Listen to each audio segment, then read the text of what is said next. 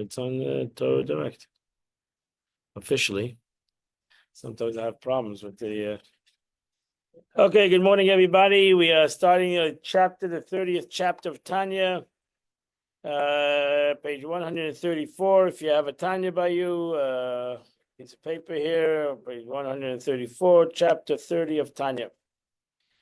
Slowly getting to the completing the Tanya, another 20 chapters. Okay. 4 years should do it. Now what? 4 years. Should be about 4 years. Okay. Well, But all right. It's all right. Where you going? There's also a person, this is also a person must resolve in his heart to fulfill the instruction of the rabbis. It's a statement in Pirkei Avos, in Ethics of Our Fathers, with the Chachamim. That's the Pirkei Avos means what the great sages said concerning the way a person should deal with his midos, whether a person should deal with his character. So the Mishnah says as follows, and be humble. The Mishnah says, you have a shval ruach b'fnei kol adam. The Mishnah says a person must be humble of spirit before every person. That a person should never ever feel that he's better than anybody else. And doesn't mean that the Mishnah doesn't mean a person should feel nothing. He's feel humble by every person. A person should feel that he's no better than anybody else. Even as it says, this must be true sincerity in the presence of any individual. Even the presence of the most worthless of men. So if you find a person that you believe is unworthy, you should still be humbled before him. How is that possible? If you know a person is not a good person, and you and how in that situation when you know this person is not a good person, he's a sinner, let's say, how is it possible to be humbled before this person? So the Alter Rebbe says this is in accord with the instruction of our sages. Do not judge your fellow man until you have stood in his place. Don't judge another person until you're in his situation. What is the meaning that you should not judge somebody else until you're in his situation? And the answer is you'll never be in somebody else's situation. Everybody has a situation in life. And everybody thinks his situation is the ultimate situation in the world. And because of his situation, whether it's financial, whether it's health, where everybody has a situation, whether it's family, every person has his situation. And therefore, I shouldn't judge anybody until I'm in his place, which meaning is, Alter Rebbe says, for it's his place that caused him to sin. Now we need to say that in essence, when we see a person that is sinning, we have to say, listen, this is his reality. And his reality, his situation, causes him to do things that he shouldn't do. Because his livelihood requires him to go into the market, for example, for the whole day, and to be with those who sit in the street corners. And what happens when you're in the market all day and you're sitting in the street corners trying to sell your wares? Where his eyes behold all the temptations. And when your eye beholds the temptations, the eye sees and the heart desires. And his evil nature is kindled like a baker's red-hot oven. As it's written, Hosea burns like a flaming fire. That's it. Every person has his issues. Every person has his luggage. Every person has certain kind of issues that bring him to the situation that he's in. And therefore, I should thank God that I'm not in that situation. I have my situation, he has his situations. And therefore, how can I judge another person? How can I put down another person? I should look at another person and I say, wow, I'm humbled by that person, that the way he's handling himself. I should be an inspiration to him. Maybe I should be uplifting to him instead of putting him down. Maybe I should tell him that he should live his potential. He shouldn't give in to his struggles. Shouldn't give in to his temptations. But I shouldn't condemn another person.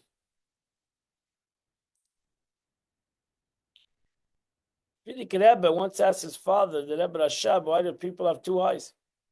You have one nose and one mouth. Why didn't God make a human being have one eye? And his father answered him that the right eye, which is chesed, he looks at somebody else. The left eye, which is gevura, severity, it looks at himself. And it says you shouldn't judge somebody else. You should judge yourself. Actually, the Gemara says when you judge somebody else, you're really judging yourself. Well, Shem Tov said when you see negative in somebody else, you're looking at the mirror. You're looking at the mirror. The expression of Gemara says, "Kol ha-paygim b'mumay paygim." That whoever demeans somebody else, he's demeaning himself. He's talking about himself. Because if he didn't have the pagam, if he didn't have the negative within himself, he wouldn't see the negative in somebody else.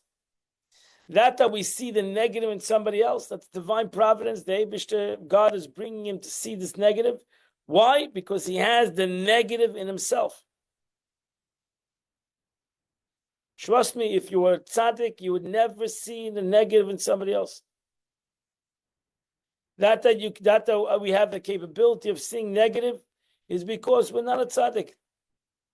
And maybe God shows us somebody else's negative to work on ourselves, to change ourselves, to work on ourselves. That's what Baal Shem Tov said. When you see something negative in somebody else, you're looking in a mirror. You're looking at yourself. And you should realize that it's not about the other person. It's about yourself. That's why it's said that when he went into a tzaddik, went into a rebbe for your bracha, for something about an issue, the rebbe had to find it within himself. It was not an easy thing to find every kind of meshagas that everybody goes through within himself. He had to find it within himself, a dakish shebedakas. He had to find it in a very kind of a spiritual way, that negative thing that person is talking about. Because he basically, how can he talk to the Jew and tell him what to do when he couldn't find it within himself? This negative situation. So to be able to truly help another person, he has to look at himself. Because the tzaddik doesn't see negative in anybody. He sees only positive. Now the Jew comes and tells him that he has a negative kind of a thing. He's looking for a solution. He's looking for this righteous person's solution in this issue. The tzaddik needed to go dig within himself. Where can he find this negative thing in a spiritual way within himself? And that was a very difficult process for this righteous person to be able to find it within himself. We don't have that issue. In essence, every time we see something negative within somebody else, it's negative within ourselves. You have to ask the question. If you believe in divine providence, so anything that you see negative in somebody else, you have to ask, why did God show me this negative? Why did God show me this negative? Why in the world would God show me something that I shouldn't see? I'm not the judge and jury. I should not be the judge and jury of anybody. So why did God show me this negative? Because the negative is within me. And I need to figure out what's the negative within me that I need to work on myself. And truly, if I would work on myself to not to be a negative person, I wouldn't see a negative thing in anybody else. So again, that a person talks lashon about somebody else, that a person talks negative about somebody else, that a person sees negative in somebody else, he's looking at himself. It's a deep concept, but something we need to. It's something that that means humble before all persons. That's what the Mishnah. The Alter Rebbe says that means the Mishnah. That I see negative in somebody else is because of my own ego, because I've inflated myself to think that I'm better than somebody else.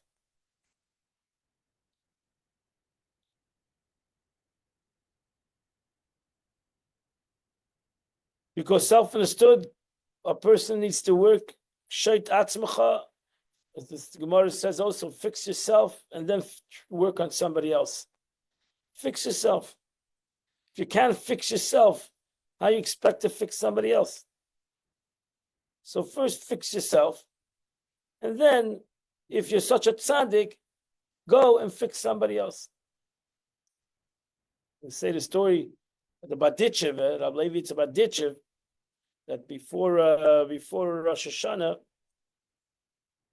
he invited a speaker to speak in a shul, the shul of Baditchev, to awaken the Jews of the shul to tshuva. So they hired this darshan. Used to be in the years ago. They used to hire a darshan. He was a known speaker, inspirational speaker. Do today too. You hire a speaker, and they come and they speak, and they're good speakers. They make you cry. You pay more money.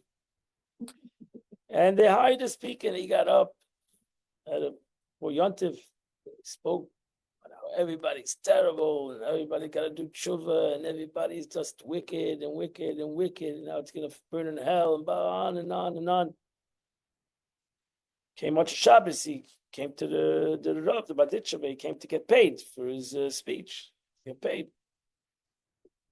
So the Baditchev, while I was talking to him, took out a chalaf, he took out a knife. The Baditchev also used to shech chickens. Took out a knife, he started sharpening his knife. So the Yid got a little nervous that Rav is sitting in front of the Rav, he's sharpening his knife. Said, what are you sharpening your knife for? He says, we have a dilemma. In Baditchev, we have a dilemma. He said, what's a dilemma? He says, for Yontiv, we have to go to a tzaddik. We have to go to visit the grave of a tzaddik. And in Baditchev, as you spoke today, there's no tzaddikim. We're all Rishayim, we're all wicked people. So seemingly, you're the only tzaddik in Baditchev today. And we're supposed to visit the grave of a tzaddik before Yontif. So Shechchi here will bury you, and we'll have someplace to go visit on Yontif to go to the tzaddik. I got a little phrase of that, but you serious? And he said, "Yeah, I'm very serious." I said, "We need a tzaddik. We need a tzaddik here. We need a tzaddik, a grave of a tzaddik. We don't have a grave of tzaddik. It's seeming like you're the tzaddik. You said to us that we're all Rishayim, and you're the tzaddik." He says, Rebbe, I'm not such a tzaddik. Relax, I'm not such a tzaddik. He says, what do you mean you're not a tzaddik? You're not a tzaddik and you give a whole drasha that everybody else is bad. You know, no, you must be a tzaddik. You can't give such kind of drashas if you're not. No, Rebbe, I'm not a tzaddik. He says, no, tell me. He says, no, I'll tell you my averis. I'll tell you. Don't worry, I'll tell you my sins. I'll tell you my sins. What's the story? That's, it's a cute story. But the point is, it's easy to talk on somebody else, the bad they're doing, to the negative of somebody else. It's hard to look in the mirror and to look at one's own negative that he does. It's easy to give drashas. It's easy to do that. Person needs to look in the mirror and look at himself, or he has to believe when God brings him something. Hashgacha pratis, when God brings him a person that awakens up for something in himself, a negative thing. So that person awakens up, whatever the person did or the person said, it awakens up within him some aspect of anger, some concept within him. He has to, why does it awaken up? We have to think about it. Why does it awaken up? Why does it awaken up within him, this concept? Why? He's in a good mood. He's a happy person. And suddenly he meets this guy or meets this woman, and this woman awakens up within them something that, why?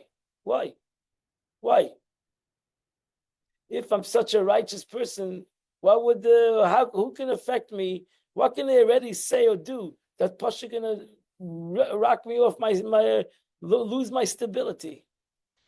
That shows that I'm not stable to begin with. I'm not a stable person to begin with. Something is wrong with me. It's not wrong with the Abish sent him. Maybe God sent me this person to show me that I'm not so perfect. I'm not such a great person myself.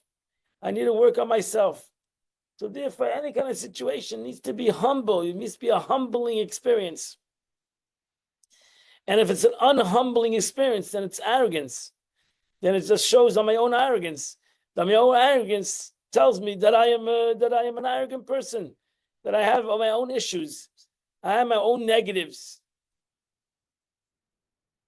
Now, self-understood that's the way you're supposed to look at somebody else. That's your right eye, to look at everybody in a kind way, to be a motivating person, to be an uplifting person. It's different, however, the Alter Rebbe says, with him who goes but little to the marketplace and who remains in his house for a greater part of the day, or even if he spends the whole day in the marketplace, but possibly not so passionate by nature. He's like a cult and a neshama. For the evil inclination of all people is not the same. There's no one whose nature, there is one whose nature is, as explained, there's one whose nature is more passionate than one who's colder person, indifferent person. The Gemara says there's a mara shcharim malaveni. You have some people that are easily affected. There's some people that are Teflon people that are harder to affect emotionally. They're not affected. They don't get so excited. So you have some people that are excitable people. You have some people that are less excitable people. You have people that care. You have people that don't care. They don't care. They're indifferent. They don't care. They don't care. Everything slides off of them. You have people that are not that way. They're passionate people. They see things. They're passionate about it. Everybody is different. And if you see a person that gets angry, you should have a chamanas on a person that has an anger issue. A lot of people, I meet a lot of people that have anger issues. They are anger issues. The Gemara says if you have anger issue, it's ego issues. It's not an anger really. Your anger comes from ego, from one's own ego, that he gets angry on every situation in life. And therefore, if you get angry, you need to simply look at your ego. You need to become a little bit humbled a little bit. Stop being so self-centered. There's a bigger picture out there.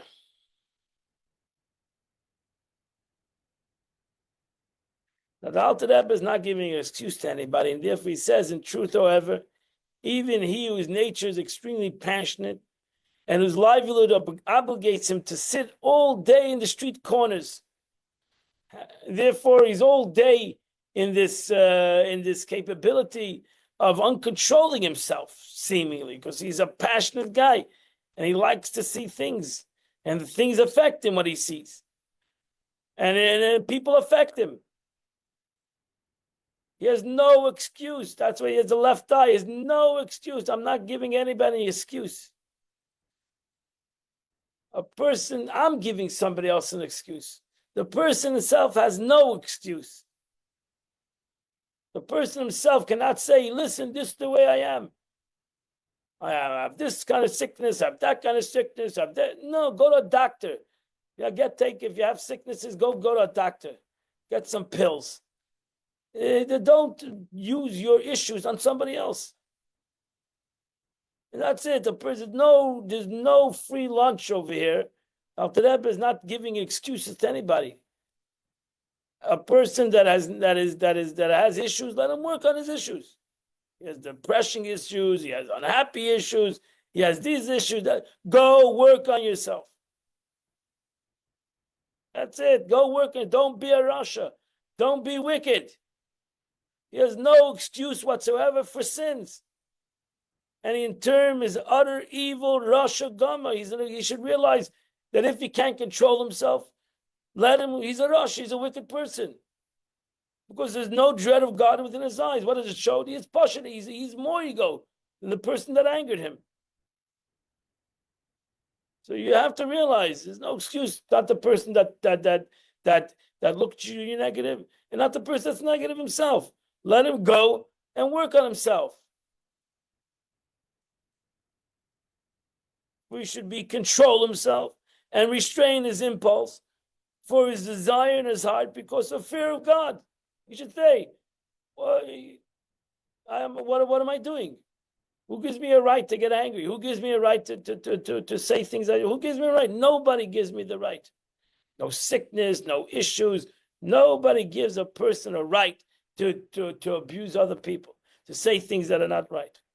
Nobody gives the right. Who sees all actions, God who sees all actions, as it explained above. Person has to realize that there's a God in the world. And God doesn't want a person to use any excuse for why his unhappiness and why he just doesn't want it. For the mind has supremacy over the heart by nature. The Eibishter gave the capability for my mind not to have and to control these expressions. So therefore, both the person who sees it, both the person who has it needs to work on themselves. That's it.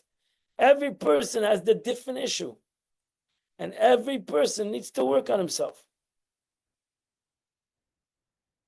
So we both need to be humbled. Instead, we're unhumble. We're both ego. We both have the concept of ego.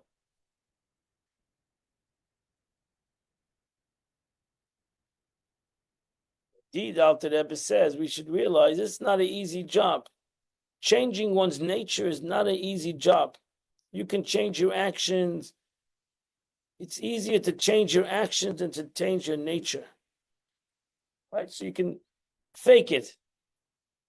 A lot of people fake it. Right? They're unhappy and they fake happiness. They're depressed and they fake themselves to say they're happy. Why? Because it's hard for them to actually change that nature of depression. It's not an easy thing to do. Changing one's nature is not an easy job. And indeed, it's a great fierce struggle to break one's passion, which burns like a fire flame, through fear of God. It's easier said, fear God and break your nature. Who can do? How many people can do that? How many people can do that? It's like an actual test. Therefore, each person, according to his place and the rank in the service of God, must weigh and examine his position as to whatever he is serving God in a manner commensurate with the dimension of such a fierce battle and test. In the realm of to do good, for example, in the service of prayer with kavanah, pouring out a soul before God with his entire strength to the point of exhaustion of the soul, while waging war against his body and his animal soul with it, which impedes his devotion. A tremendous, strenuous war to beat and to grind them like dust each day.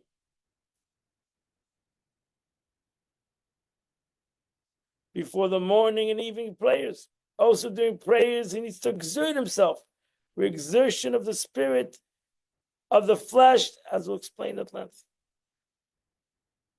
See. So this is, that's not the truth. That's why the Gemara says that most of us are full of regrets. We keep on regretting things. It's hard for us to deal with the issue itself.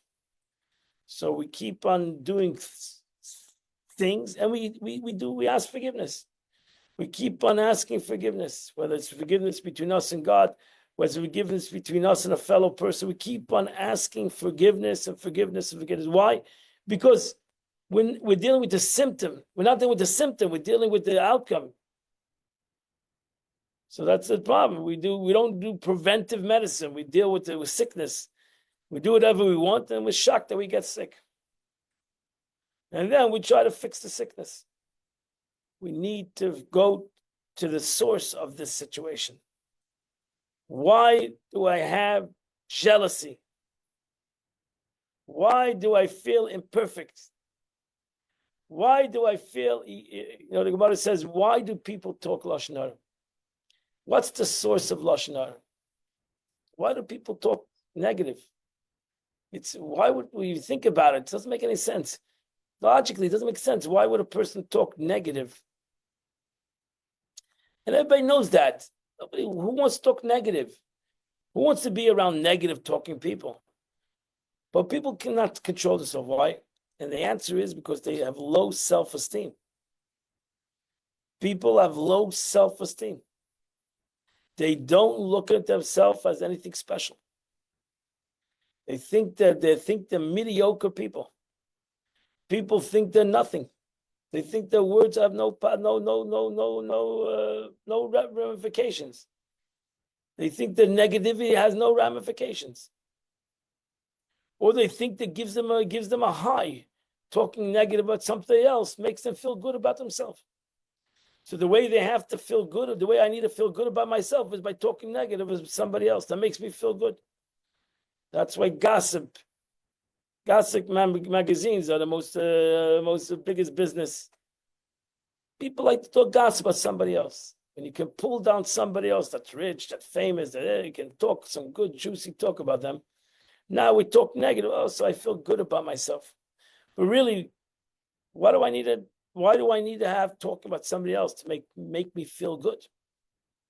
Because I don't feel good about myself. There's something lacking in myself that I feel good about myself.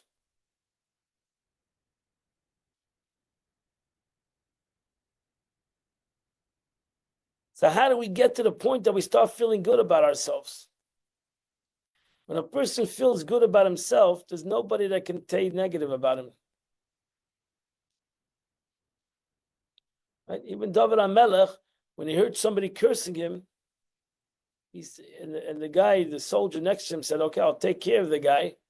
He's cursing you. He said, no, the Eibush is cursing me.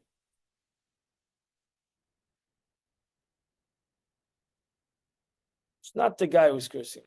It's God who's screaming at me.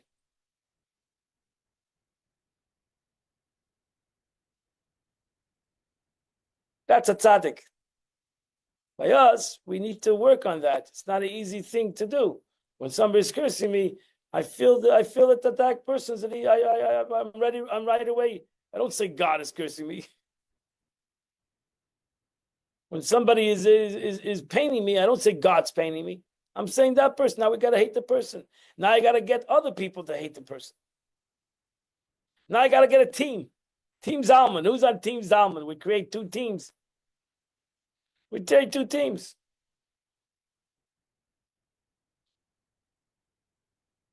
And the Mishnah, it says, when the Mishnah wants to talk about machlekes, the Mishnah says there's two kinds of machlekes. There's machlekes kairach. There's a machlekes of Hillel and Shammai. These two rabbis who argued with every situation in the Talmud. They argued on everything vehemently. And they argued. Hillel disagreed with Shammai, and Shammai disagreed with Hillel. And they disagreed with one another. And they argued. And then there was machlekes kairach v'adasai. Kairach and his group doesn't say against who. It doesn't say against who. The Mishnah doesn't say kairach v'adasai against Moshe. It should have said in the Mishnah. If you look at the Mishnah, it says the machlekes, the argument between Hillel and the Shammai. It says the two guys that argue. Then it says the machlekes of kairach and his group. It doesn't say against who. It should have said against Moshe. That was the argument. The answer is because Moshe was not arguing. It was Kairach's argument. It was his problem. Moshe said, what do you want to do with me? Kairach was vehemently against Moshe. He demeaned Moshe. He cursed Moshe. He told everything. Moshe Rabbeinu said, okay, I don't know what you talking. I don't know. I'm not arguing with you. You have a personal argument. You have an inner problem. Nothing to do with me. So you don't like me. You think I'm wrong. You think I'm terrible. You think I'm the worst leader that ever led the Jewish people. Fine. I'm not agreeing or disagreeing. I'm not agreeing or disagreeing. It's not with me. That's what Moshe Rabbeinu says. You're not screaming at me. You're thinking of God. It's nothing to do with me. So I'm not arguing. It's not a two-way argument over here. It's a one-way argument. Hillel and Shammai was a two-way argument. They both argued. Hillel did not agree with Shammai, and Shammai did not agree with Hillel. So they had an argument. It was a Torah argument. And that's why we continue to learn that argument, because that's a beautiful argument. But Kairach was a personal argument, disliked Moshe Rabbeinu, hated his own family, hated his own cousin, and he didn't like them. He disliked him to the okay, you dislike me. What should I do? What should I do? What should I do? It's nothing with me. It's your issue. You have a dislike for somebody. That's your issue. The question is why you dislike somebody. I don't dislike you. So the question is why you dislike me. I don't know. You have to work with it's your problem, not my problem. If I would have done something against you, I can understand you dislike me. I did nothing. I'm fine with this. What the Eibishter wanted. That's it. What do you want for my life? You have no disagreement with me. I have no disagreement with you.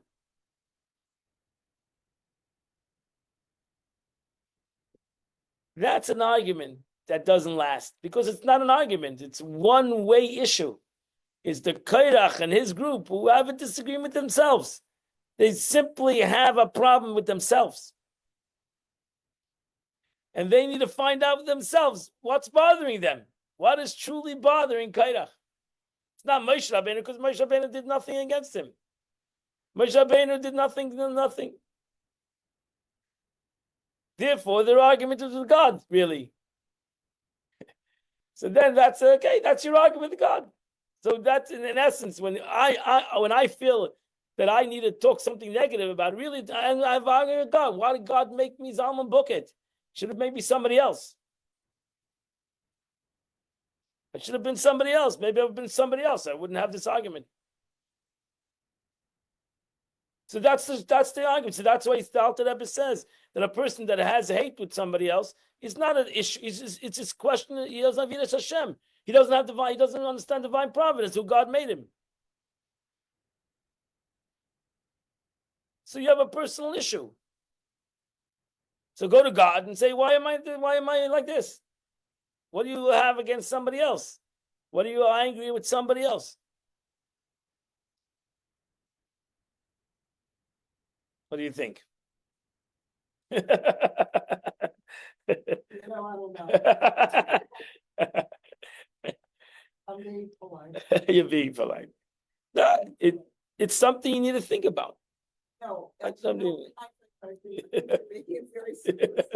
That's what I think. Yeah, it's true. But I want to but that's the point. But the point is it is simplistic. It is. Believe in God, you have Emunas Hashem, and that's it. So everything is simple. Believe in the Eibishter, and that's it. If I had Emunas Hashem, I wouldn't have any issues. It's a very simplistic concept. We make it on par. If I truly believed in God, then I wouldn't have any issues. Not what somebody does, not what somebody says. It has nothing to do with me. I have my relation with the Eibishter. I have my believe in God, Emunas Hashem. Well, I got to tell you how to believe in God. Yeah, it is simplistic. It's Emunas Hashem. No, it is. Emunas Hashem is simplistic. Vayaminu b'Hashem. And it's God's problem. And therefore, you need to ask God, why'd you put me through this? It's God. That's it. Now, and you have trust in the Eibishter. He knows what he's doing. You have trust in the Eibishter. He knows what he's doing. You have to have trust in God that he knows what he's doing. And therefore, no, she did. Therefore, he should have any low self-esteem. He should be uplifted. What? No, because children are given low self-esteem when people tell them things. But ultimately, the child has to grow up and realize that's not what people tell you who you are. The Eibishter made you, and God made you, and He created you perfect. Subconscious. Where's that fit in here? Because a lot of people, they did all the conscious work and they still have it. No, because they got to work on the subconscious. Belief in God. Learning about the belief in God. Yeah, no, I'm not joking. Learning about the belief in God. Learning about the belief in God. You know, there's a lot of learning to the belief in the Eibishter, from the simplistic to the esoteric. It's a lot of learning. Go learn the Rambam in the Emunas Hashem. Go learn about the belief in God. I'm not joking. Go learn Shara B'Tachan. Go learn about the belief in God. You have a good question. What is the belief in God? Go and learn it.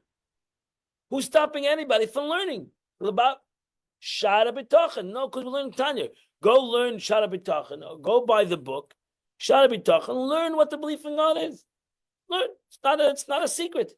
Intellectual knowledge is different than. No, intellectual knowledge will. The intellectual knowledge will ultimately affect the heart. You got to start with knowledge. You need to simply go and learn. You cannot say, "Oh, how? Oh, and learn." If a person goes and learns and still, then you have a question. But if you don't learn the basics. Go learn Rambam, Emunas Hashem. Go learn the Ramban, Emunas Hashem. Go learn Shari Yichud Emunah, Emunas Hashem. Go and learn Emunas Hashem. What means to believe in God? What is the belief in God? We need to learn it. If you don't learn it, how do you expect to have it? The Abish is not going to implant. The truth is, my meaning, my meaning. You are a believer, whether you know it or not. It's in you subconsciously. You are a believer. So, you're actually in this answer, your subconscious doesn't help you. You need to bring into the conscious. So your subconscious belief in God doesn't help you. You need to bring it into the conscious. As we learn Chassidus, the more you bring it into the conscious, the more you have a deeper subconscious. Because we don't even realize the subconscious belief in God that we have. We need to build even our subconscious belief in God. And the way you do it is simply by learning belief in God. What does it mean to believe in God? So that you need to do. The Baal Shem Tov said, that belief in God also could be very intense and very intricate. But there's emunah pshuta. There's simple belief in God. Simple. It's called emunah pshuta. Simple belief in God. And the Baal Shem Tov said that we find emunah pshuta, simple belief in God, by simple people more than we find it by intellectual people. Sure. So sometimes intellect, we think we're great chachamim, we're great sages, and therefore it's difficult. We should all have emunah pshuta, simple faith in HaKadosh Baruch Hu. Simple faith.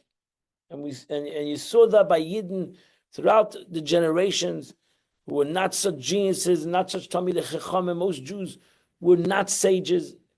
They were sages, but most Jews were simple people. The majority of Jews were simple people. Simple, hard-working individuals who went every day to work and did what they were supposed to do and got up in the morning and daven and went to shul and brought up their families. And that's a emunah pshuta. If you went to them, you asked them why, they said, I don't know, I'm a Yid. That's what a Yid does. That's it. Can't give you a drasha on why I'm doing this. This is the way I am. That's a Yid. That's a emunah pshuta. The truth is that you should do that once in a while. Emunah pshuta, try it. Emunah pshuta. That's the way it is. Yeah, try it. Try the simple faith.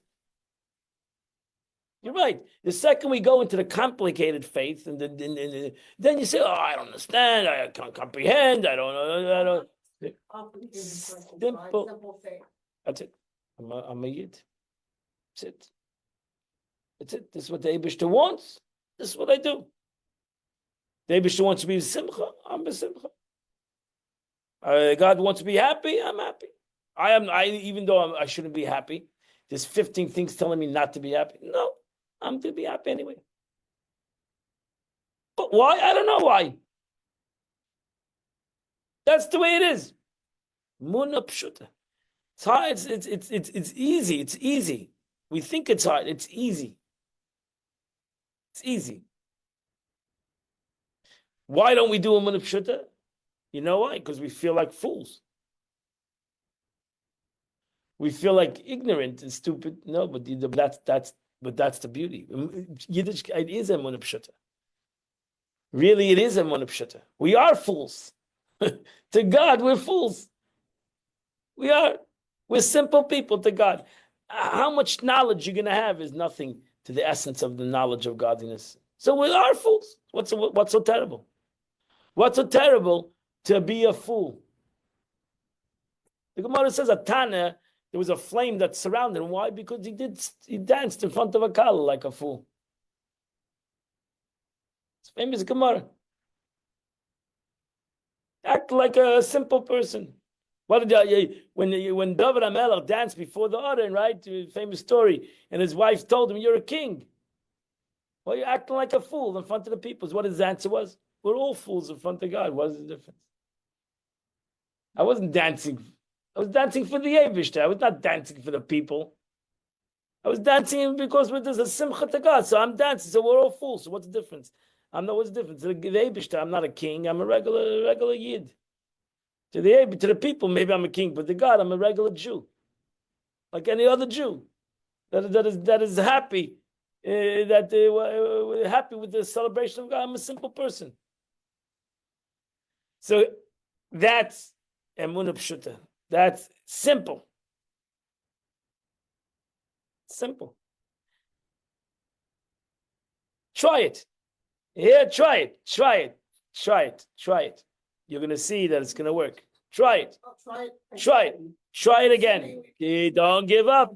Don't give up. Try it again and try it again. And don't give up trying. Emunah pshuta. Simple faith. This is the way it is. The Eibushter to be happy. I'm going to be happy.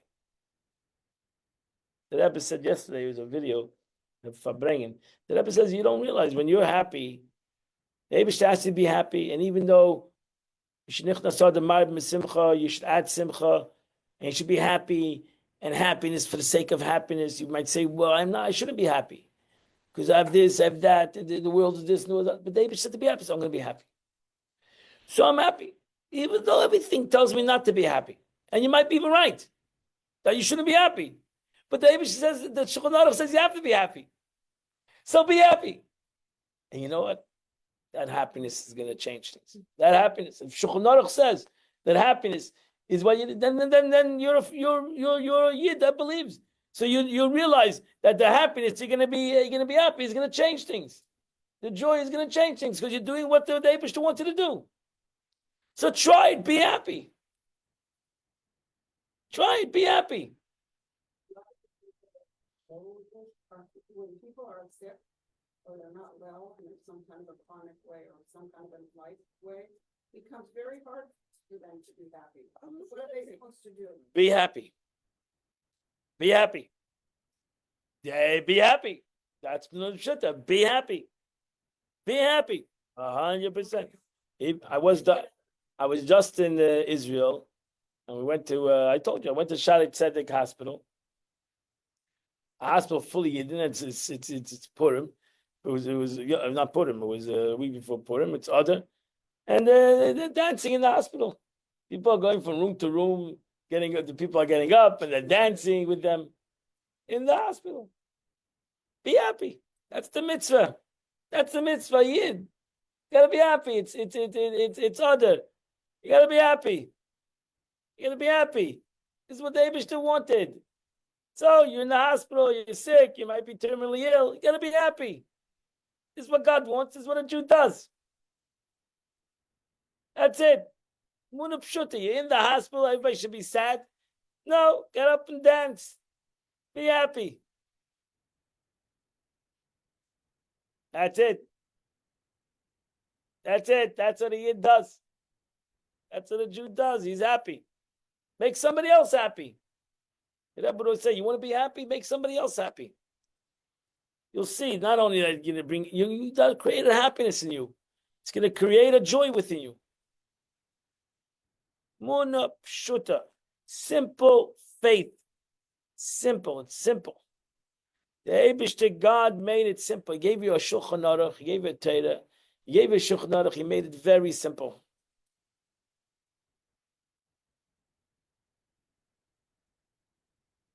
Once a Yid who came to the Rebbe, he says his father is depressed.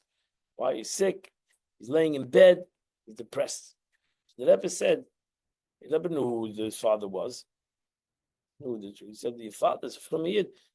Yeah, sure. He said, Rav. Yeah, he put on tefillin today. Yeah. So why is he sad? Tell your father he can put on tefillin today. Why is he sad? Why is he do that? He can put on tefillin today. He can do the mitzvah today. He should be happy. Baruch Hashem. Baruch Hashem. Still do a good deed. To put on tefillin, he still can make a bracha. He should be happy. You can't do any good deeds anymore. You're over. The game is over. The game is over when after 120 years. That's it. Now the game is taka over.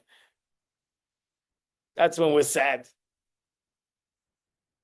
The truth is, that's when the neshama is truly sad because he could have done unbelievable things and all these things stopped him from doing it. That's when the neshama realizes all the things that he could have done, but he didn't do it because of this and that and all these things. Why didn't he do it? Why did all these things stop him from doing what is right? It shouldn't have stopped him. So that's when the neshama is sad, and that's why it's a sad situation. But until then, why is there a sad situation in the world? Why is there sad? Why am I sad?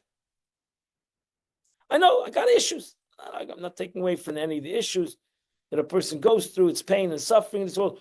But why is he sad?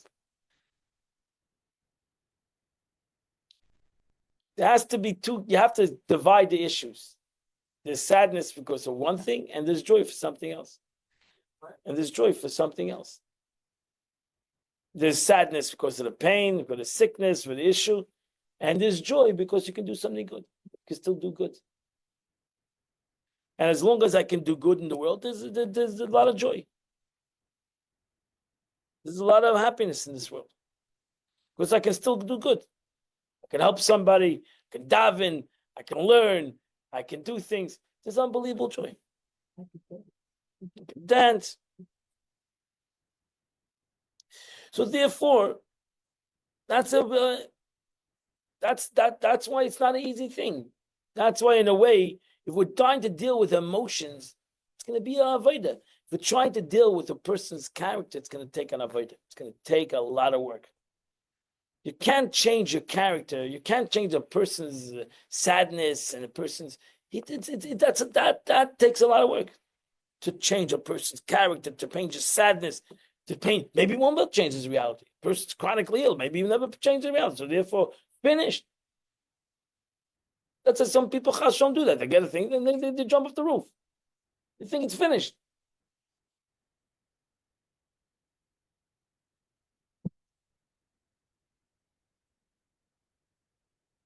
That's a chaval. Can't even blame that person either, ultimately, right? We don't even, the person's out of his mind. But it's a chaval. We all can agree. It's a chaval. It's a wasted situation.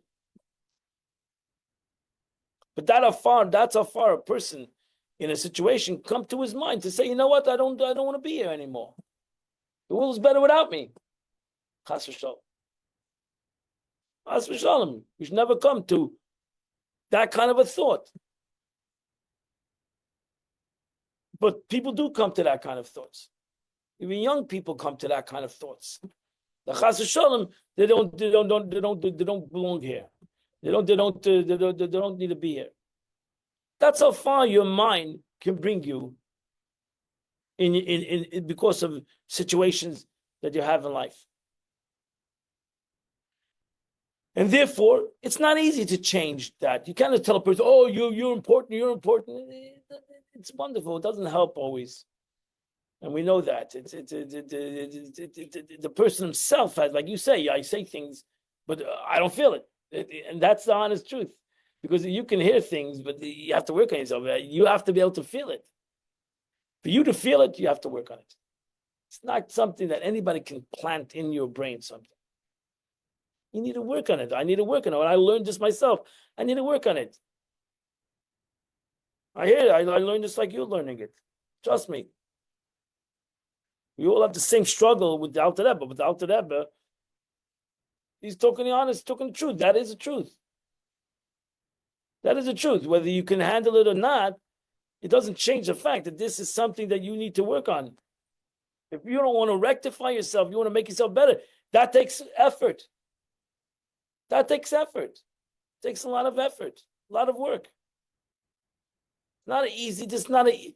The Alter Rebbe said, always said it. Truth is not an easy thing to accomplish. This is a long but short road. It's a long road to affect the truth on yourself, to elevate yourself, to make yourself better. That's a long road.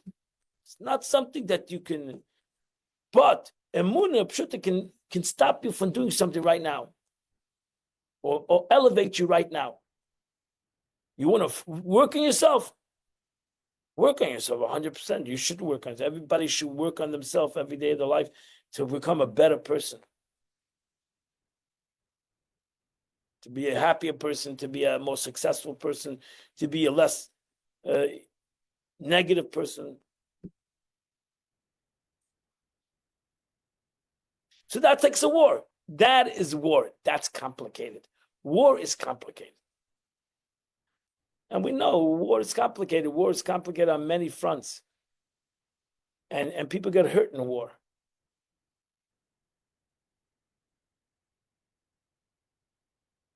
So it's not so, this takes a lot of work. So as the Rebbe will end this off, as anyone who has not yet reached this standard of waging such a strenuous war against his body has not yet measured up to the quality of dimension of a war waged by one's evil nature. We're not ready. So a lot of us don't go out to war with our animals. We just don't go out to war. We're not ready for this war. We're not prepared for this war. We just don't know how to fight this war. And therefore, push it, we don't change ourselves.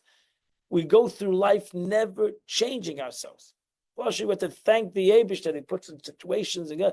But if it's Pasha Ashgacha Pratis in the life that we live, that Eibush, that God protects us from all the whatever negative there is out there. Trust me, the Eibush is protecting us from a lot of bigger negatives in this world. Why? Because we simply don't have to fight, don't want to fight this war. You see, the world doesn't want to fight evil. They just don't want to fight evil. You see the world, and that's why it reflects in the world. The world doesn't want to fight evil. Doesn't want to fight evil. We want to make believe it's not there. We want to make believe it's not real. We want to say it's far away. We simply don't want to fight evil. We don't want to transform evil. The world doesn't want to transform evil. It doesn't want to deal with it. Doesn't want to transform it. It doesn't want to have any dealings with evil. So we close our eyes. There's no evil. There is evil. We all know it. It's openly there. The world doesn't want to fight with it. Pick one nation in the world has to fight this evil. The Jewish nation has to fight this evil. We're left with fighting this evil, and then we're condemned that we're fighting the evil. Chutzpah, you're fighting evil. What kind of nerve? But people are getting hurt. Well, we're fighting a war. We're fighting evil. You don't want to fight evil. We have to fight evil and expect that everything's going to go through. We're going to exactly only kill the evil people. It's not a war. It's a war. But that's what's happening in the world. Look at the world is so corrupt that they know there's evil. They won't fight against evil. And the truth is it's the same thing with us, because we don't want to fight a war. We don't want to fight with our own negative. To fight somebody else's negative. We don't want to fight our own negative. We just don't want to confront it. We're too comfortable with ourselves. Even though we know we have negative things, whether it's hate, depression, unhappiness, whatever the negative qualities are, jealousy, lust, whatever every person has, they're negative in them. They don't want to fight. They don't want to touch it. They don't want to deal with it. Because they know that dealing with this issue is going to be a war, is going to be a struggle, and they're going to have to face things that they don't like to face. So they'd rather blame everybody else than look in the mirror.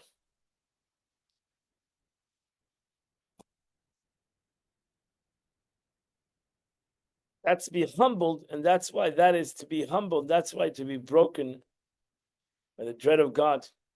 We're afraid of that. That's it. But really, we should be humbled by it. We should be humbled. My friends, we're going to keep on going. We're not going to give in. And that's why we learned this. We learned this to hopefully confront our own challenges and to realize how great we are and how good we are, that we can overcome these challenges. We can overcome these struggles. God wouldn't give me the struggle if I couldn't overcome it. So whatever struggle God gives me, is I have to go and change the struggle. I have to go out to war with this issue. And God gave me the capability to do it. It's not going to be easy, but God gave me the capability to do it. There's no question about it. That God gave me the capability to do it. Okay.